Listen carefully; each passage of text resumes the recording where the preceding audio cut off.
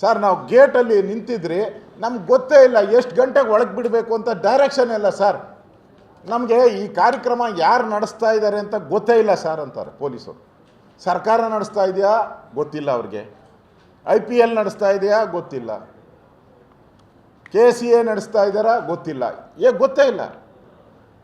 Police ಇಲಾಖೆ ಯಾವ intelligence ಇರುವಂಥದ್ದು, ಕಾನೂನು ಸುವ್ಯವಸ್ಥೆ ಕಾಪಾಡುವಂಥ ಒಂದು ಸಂಸ್ಥೆಗೆ ಯಾರು ನಡೆಸ್ತಾರೆ ಗೊತ್ತಿಲ್ಲ, ಯಾರು ಡೈರೆಕ್ಷನ್ ಕೊಡ್ತಾರೆ ಅಂತ ಗೊತ್ತಿಲ್ಲ, ಯಾವಾಗ ಬಾಗಿಲು ಓಪನ್ ಮಾಡಬೇಕು ಅಂತ ಗೊತ್ತಿಲ್ಲ, ಹೇಗೆ ಬಿಡಬೇಕು ಅಂತಲೂ ಗೊತ್ತಿಲ್ಲ. ಸ್ವತಃ ಮುಖ್ಯಮಂತ್ರಿಗಳೇ ಟ್ವೀಟ್ ಮಾಡಿದ್ದಾರೆ, ಸಂಭ್ರಮಾಚರಣೆ ಎಲ್ಲ ಬನ್ನಿ ಅಂತೇಳಿ ಬಾವುಟ ಹಿಡ್ಕೊಂಡಿದ್ದಾರೆ DK ಶಿವಕುಮಾರ್ ಅವರು.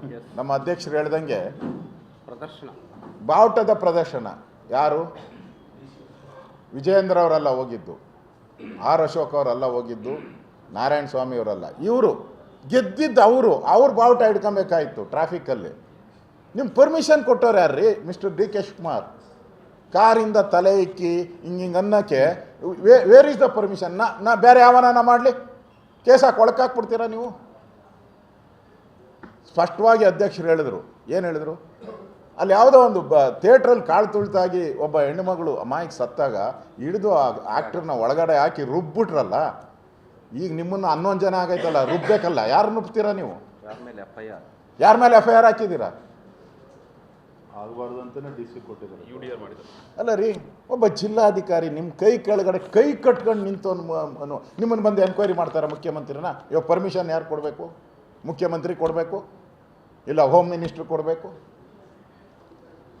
DPR ಅವರು. ಇಲ್ಲಿ ಘಟನೆ ನಡೆದಾಗ DPR ಕೊಡಬೇಕು. DPR ಯಾರ ಅಡಿಯಲ್ಲಿ ಬರ್ತದೆ? ಮುಖ್ಯಮಂತ್ರಿ ಅಡಿಯಲ್ಲಿ ಬರ್ತದೆ DPR. You are the authority. ನಿಮ್ಮ ಪರ್ಮಿಷನ್ ಕೊಟ್ಟವ್ರು ಯು ಆರ್ ಅಥಾರಿಟಿ. ಯಾರ ಮೇಲೆ ಕೇಸ್ ಹಾಕ್ತೀರಾ ಈಗ? ಹಾಂ, ಯಾರನ್ನ ಅರೆಸ್ಟ್ ಮಾಡ್ತೀರಾ? ನಿಮ್ಮದೇ ಸರ್ಕಾರ. ಆಮೇಲೆ ಇಷ್ಟು ಘಟನೆ ಹೇಳಿದ್ರಲ್ಲ ಮುಖ್ಯಮಂತ್ರಿ, ಅಟ್ಲೀಸ್ಟ್ ಅವ್ರು ಹೇಳಿದ್ರು ನಮಗೆ 40,000 ಜನ 35,000 ಜನ ಬರ್ತಾರೆ. ಅಷ್ಟು ಜನಕ್ಕೆ ಆ್ಯಂಬುಲೆನ್ಸ್ ಎಷ್ಟು ಇಟ್ಟಿದ್ರಿ ಅಲ್ಲಿ? ಆಯಿತು, 40,000 ಜನಕ್ಕೆ ಆ್ಯಂಬುಲೆನ್ಸ್ ಎಷ್ಟು ಇಡಬೇಕಾಗಿತ್ತು? ಫೈರ್ ಇಂಜನ್ ಎಷ್ಟು ಇಡಬೇಕಾಗಿತ್ತು?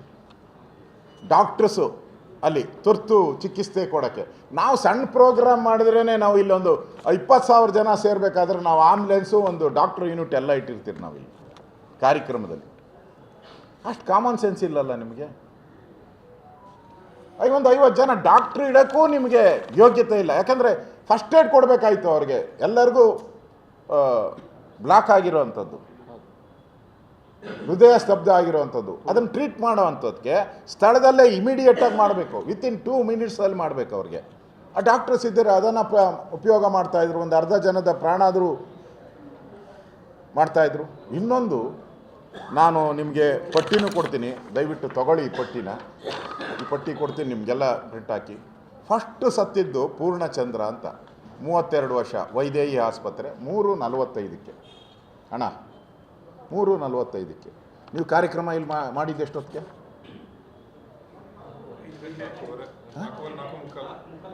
ಅಷ್ಟೊತ್ತಿಗೆ ತೀರೋಗಿದ್ರ?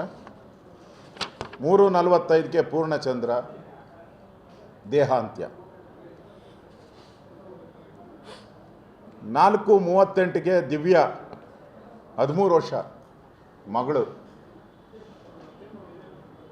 ಬೋರಿಂಗ್ ಆಸ್ಪತ್ರೆಯಲ್ಲಿ 4:38ಕ್ಕೆ ತೀರೋಗಿದ್ರು. 4 ಸಂಜೆ ಅನ್ನೋನ್ 35 ವರ್ಷ 4:41 ಅನ್ನೋನ್, ಅದು 4 ಗಂಟೆ. ಇಷ್ಟರಲ್ಲಿ 4 ಜನ ತೀರೋಗಿದ್ರು. ನಿಮ್ಮ ಕಾರ್ಯಕ್ರಮ ಶುರುವಾಗಕ್ಕೆ ಮುಂಚೆ ತೀರೋಗಿದ್ರು. ಅಧ್ಯಕ್ಷರು ಹೇಳ್ದಂಗೆ entire IAS, entire IPS, entire ministry gang, ಪಟಾಲಂ, ಮುಖ್ಯಮಂತ್ರಿ ಪಟಾಲಂ ಫೋಟೋ ಶೂಟಲ್ಲಿ ಬ್ಯುಸಿ ಇದ್ದರು.